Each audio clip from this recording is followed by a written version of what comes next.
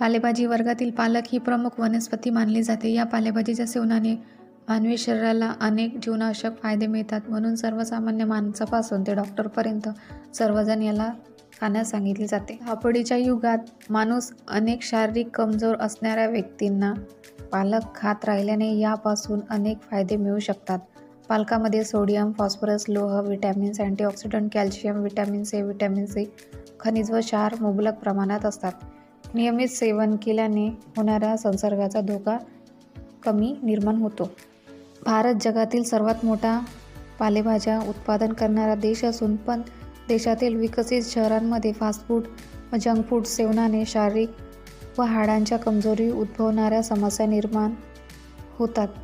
तर पर्यायाला म्हणून पालक हाडांचा विकास करते व हाडांना मजबूत बनवते. यात कॅल्शियमने भरपूर प्रमाणात असल्याने याचा फायदा हाडांच्या बळकटीसाठी उपयुक्त